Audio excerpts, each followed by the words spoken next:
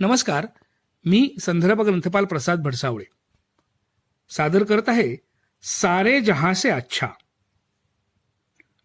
भारतीयांच्या दृष्टीने 11 एप्रिल हा दिवस अत्यंत आनंदाचा, अभिमानाचा तसेच ऐतिहासिक दृष्ट्या महत्वाचा. 1984 मध्ये याच दिवशी प्रत्येक भारतीयाला भारतीय असल्याचा गर्व वाटणारी एक घटना घडली. दुपारी 4:19 मॉस्कोपासून 500 किलोमीटर अंतरावरील आर्कालिक येथे भारताचे पहिले अंतराळवीर स्क्वाड्रन लीडर राकेश शर्मा 7 दिवसांच्या यशस्वी अंतराळ मोहिमेनंतर सुखरूप पृथ्वीवर परतले.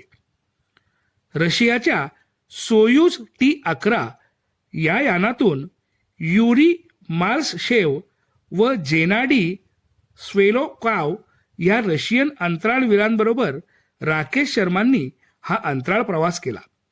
या मोहिमेत त्यांच्या यानाने पृथ्वीभोवती 120 प्रदक्षिणा पूर्ण केल्या.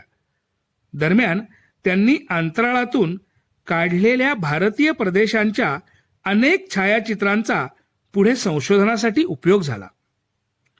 इंडियन स्पेस रिसर्च ऑर्गनायझेशन व Soviet Intercosmos Space Programme यांच्या संयुक्त विद्यमाने राकेश शर्मा भारतीय हवाई दलातर्फे सॅल्यूट 7 स्पेस स्टेशन या कार्यक्रमाच्या अंतर्गत अवकाश मोहिमेत सहभागी झाले होते. सोयूज T-11 या अवकाश कार्यक्रमातही ते सहभागी होते. अंतराळातून परतल्यावर सोव्हिएत युनियनने hero of the Soviet union तर भारत सरकारने अशोक चक्र देऊन त्यांना सन्मानित केले.